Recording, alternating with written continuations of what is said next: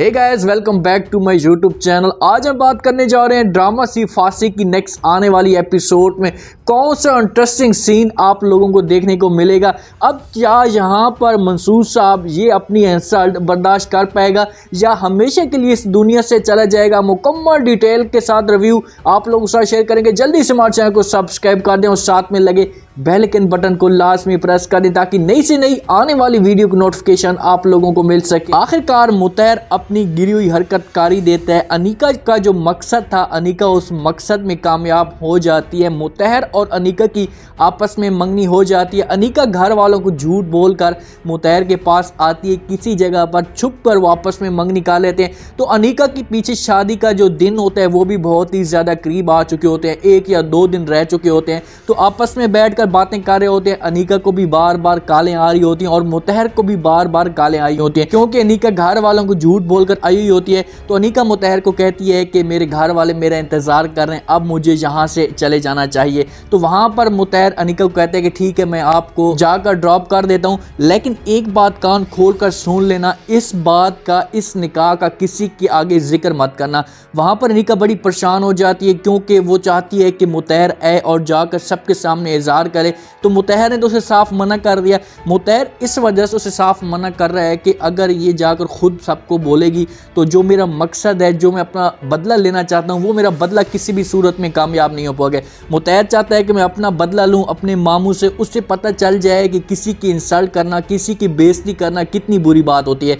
वहाँ पर अनीका चली जाती है। मुतैर उसे जाकर ड्रॉप कर देता है। फातिमा मुतैर को बार बार कॉलिंग कर रही होती है, लेकिन मुतैर उसकी कोई भी बात नहीं सुनता और ना ही उसकी कॉल रिसीव करता है। वो तो अपने मकसद में जो होता है कामयाब हो रहा होता है, उसकी एक लालच उसको लगी होती है, इसी वजह से उसकी कोई भी कॉल नहीं उठाता। जैसे ही आता है मुतैर मामू वाली जगह पर, तो वहाँ पर उमैर और फातिमा आपस में बातें कर रहे होते हैं। ये मुतैर को सब कुछ अच्छा नहीं लगता, लेकिन मुतैर के जहन में जो होती है वो अनीका होती है, इसी वजह से इन दोनों के ऊपर ख़ास तौर पर इतना फोकस नहीं करता। उमैर को मुतैर के ऊपर शक हो चुका होता है कि मुतैर जो कुछ बड़ा करने वाला है, कुछ ऐसा कारनामा अंजाम करने वाला है कि जिससे जो हमारी इज्जत है वो मिट्टी में मिल सके। तो वहाँ पर फातिमा मुतैर को कहती है कि मुतैर क्या हुआ, मैं आपको इतनी बार बार कॉलिंग कर रही थी, आपको इतनी बार बार मैंने कॉलिंग की, आपने मेरी कोई भी कॉल रिसीव नहीं की, आखिरकार मसला क्या है। तो मुतैर फातिमा के सामने झूठ बोलने की कोशिश करता है और अपनी नज़रें मिलाने की कोशिश करता है। तो वहाँ पर उसे कहता है कि मैं किसी काम में बिजी था, इसी वजह से आपकी कॉल रिसीव नहीं कर सका। तो उमैर बीच में बोल पड़ता है, उससे कहता है कि किसी काम में बिजी थे या किसी और काम में बिजी थे, किसी और मकसद में बिजी थे। जहाँ पर देखो जैसे उमैर ये सब कुछ बातें कर रहे होते हैं और अनीका जैसे घर में झूठ बोलकर जा रही होती है। तो इस तरीके से उमैर को जो होता है 70% शक हो चुका होता है कि कुछ ना कुछ उमैर और मुतैर और अनीका आपस में करने वाले हैं। तो वहाँ पर फातिमा उमैर को रोक देती है, उससे कहती है कि नहीं जी उमैर, ऐसी कोई भी बात नहीं है, मेरा शौहर बहुत ही अच्छा है, मेरा मियाँ बहुत ही अच्छा है, ऐसा काम वो कभी भी नहीं कर सकता। देखो कि फातिमा को इतना ज़्यादा उसके ऊपर यकीन था, वो उमैर को भी रोक लेती है। लेकिन उमैर मुस्कुरा देता है, उससे कहते कि अच्छा फातिमा, ये तो आने वाला वक्त ही बताएगा कि कौन अच्छा है और कौन बुरा है। ये बात जैसी मुतैर सुनता है तो उसके दिल में थोड़ी सी उसे अंदर से शर्मिंदगी होती है, एहसास होता है कि मैं जो ये काम कर रहा हूँ बहुत ही गलत कर रहा हूँ।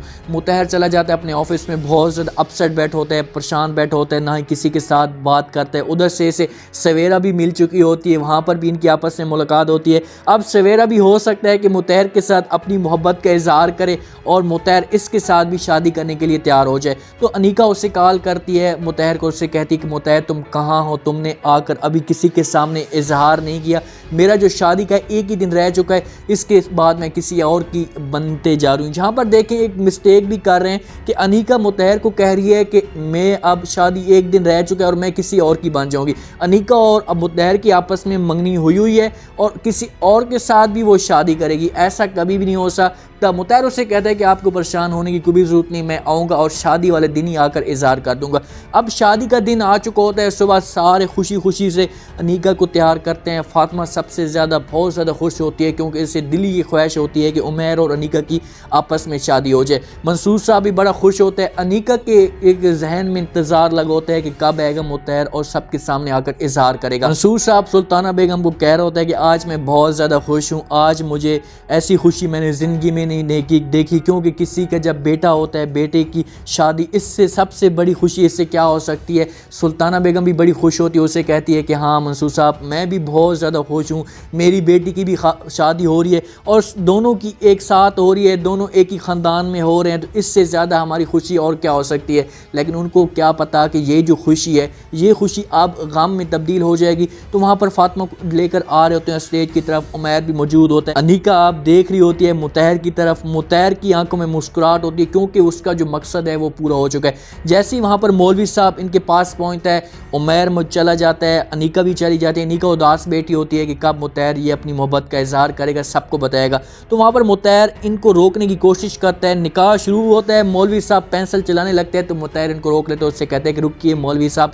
तो मंसूर साहब आगे बढ़ता है, उससे कहते हैं कि तुम कौन होते हो इस शादी को रोकने के लिए। वहाँ पर मुतहर मंसूर साहब को कहता है कि नहीं, मैं जो आपको बताना चाहता हूँ मैं इसका शौहर हूँ, मैं इस वजह से ये शादी किसी भी सूरत में नहीं करवा सकता और ना ही ये इस्लामी तरीके से शादी हो सकती थी। तो मंसूर साहब ये बात सुनते हैं तो बड़ा हैरान और परेशान हो जाता है। सब एक अपनी तरफ एक दूसरी तरफ देखना शुरू कर देते। उमैर वहाँ से उठ खड़ा होता है। अनीका अपने जो दिल की उसकी एक आह होती है वो अब निकलना शुरू हो चुकी थी ऐसा ऐसा, क्योंकि वो बड़ी परेशान थी कि यार किसी भी सूरत में उमैर के साथ मेरी शादी ना हो जाए। अनीका यहाँ पर शर्मिंदा भी होती है, अपना सर नीचे भी कर लेती है। इस जगह पर स्टोरी होती है बड़ी इंटरेस्टिंग बन चुकी होती है।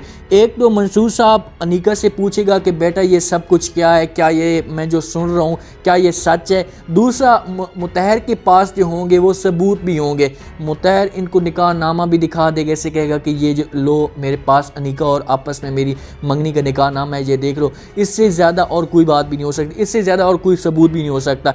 इस तरीके से मंसूर साहब की जो इंसल्ट होती है वो बहुत ही ज़्यादा नीचे चली जाती है, क्योंकि एक बिजनेसमैन होता है कोई भी, उसकी जो फ्रेंडशिप होती है, उसकी जो दोस्ती होती है उसकी सब बिजनेसमैनों के साथ ही होती है। वहाँ पर जब सारे बिजनेसमैन मौजूद होंगे, इसके फ्रेंड मौजूद होंगे, सारे मोहल्ले वाले मौजूद होंगे, और जब इनको पता चलेगा कि इनकी जो नाऊ है, इनकी जो बहू है वो किसी और के साथ अपनी एक शादी कर चुकी है, एक निकाह कर चुकी है, तो इस तरीके से मंसूर साहब को हो सकता है कि एक सदमा भी पहुँचे और यहाँ पर वो इस दुनिया से जाए भी। क्योंकि जिस हिसाब से इस जगह पर लाजमी 3 या 4 बंदे ऐसे हैं जिनमें से एक बंदा लाजमी जाएगा जिसको सुसाइड हो सकता है, जिसकी मौत वाक़ हो सकती है। फातिमा की भी तबीयत काफ़ी ज़्यादा ख़राब हो सकती है, क्योंकि फातिमा ने तो बड़े उमैर के साथ दावे किए थे कि कभी भी मुतहर ऐसा काम नहीं कर सकता। मुतहर के मैं ऊपर बड़ी यकीन करती हूँ। उमैर को देखो शक था, उमैर अंदर से खुश भी होगा, उसको एक अनीका के साथ वो शादी करना भी नहीं चाहता। वो सिर्फ फातिमा की वजह से इसके साथ इंटरेस्टिंग रखना शुरू कर दिया कि यार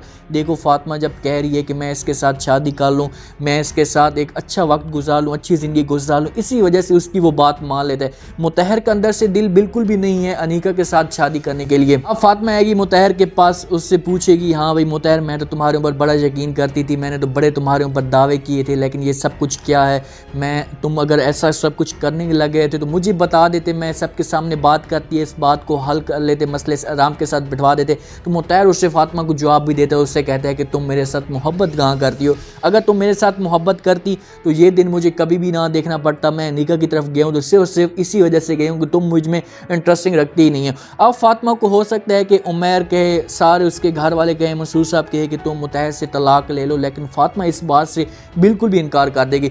सैमा बेगम को अंदर से बड़ी खुशी होगी, सैमा बेगम अपनी बहू अब अनीका को लेकर चली जाएगी, क्योंकि अब हो तो कुछ भी नहीं सकता, मंगनी हो चुकी है, यहाँ पर शादी टूट जाएगी तो लाजमी बात है अनीका जाएगी मुतहर के पास। तो वहाँ पर अनीका इनको अपने ऐसा जो होंगे वो गुल खिलाना शुरू कर देगी, ऐसा अपने जो होंगे असलियत दिखाना शुरू कर देगी। सैमा बेगम की ना ही बात मानेगी, मुतहर को हर वक्त परेशान करेगी, इसके ऊपर तंज करती रहेगी, क्योंकि अनीका कहेगी कि अब बाहर चलते हैं घूमने के लिए, तो मुतहर उसे साफ इनकार कर देगा, उससे कहेगा कि नहीं मेरी आज तबीयत ठीक नहीं है, मैं इसी वजह से नहीं जा सकता। तो अनीका उससे बातें भी कर सकती है, उससे कहती है कि पहले तुम फातिमा को खुद जाकर कह देते कि आज फातिमा तुम मेरे साथ चलो, अब मेरे साथ तुम्हें क्या आ गया हो गया। अब जो स्टोरी है बड़ी इंटरेस्टिंग बन चुकी है। पहले 2-3-4 एपिसोड जो गुजर चुकी हैं उस एपिसोड में बड़ी बोरिंग थी, उसमें थोड़े से थक चुके थे कि यार एक ही चीज़ चल रही है बार बार। इस जगह पर आकर स्टोरी बड़ी इंटरेस्टिंग बनी है, क्योंकि अब समझ नहीं आ रही किसी को भी कि अब मुतहर और फातिमा और अनीका आपस में कैसे तीनों एक साथ रह पाएंगे, क्योंकि क्योंकि अनीका किसी भी सूरत में फातिमा को बर्दाश्त नहीं कर सकती। हो सकता है कि फातिमा जहां पर अपनी ताई अम्मा के पास हमेशा के लिए चली जाए, क्योंकि वो अपनी इंसल्ट, अपनी बेइज्जती बर्दाश्त नहीं कर सकती। और दूसरा, मुत्तहर इसको हर सूरत में इसके साथ रहने भी नहीं देगा। मुत्तहर, मैंने आपको पहले भी बताया कि मुत्तहर इसके साथ इंटरेस्टिंग नहीं रखता। एक तो अनीका के साथ उसका एहसास है, और दूसरा जब मंसूर साहब की वो बातें सुनता था, अपनी इंसल्ट सुनता था, उस दिन से इसने अपने जहन में ये डाल दिया था कि मैं किसी भी सूरत में इससे बदला लूंगा। तो मेरे आज का ये रिव्यू, आज का ये प्रोमो आप लोगों को पसंद आया होगा। आपने कमेंट सेक्शन में अपनी लाजमी देनी है और बताना है कि आपको क्या लगता है कि क्या जहां पर मंसूर साहब की डेथ हो जाएगी। कमेंट सेक्शन में अपनी लाजमी दें। चैनल को लाइक सब्सक्राइब लाजमी कर दें। अपना खास ख्याल करें, दुआ में याद रखें। मुझे दीजिए इजाजत। अल्लाह हाफिज़।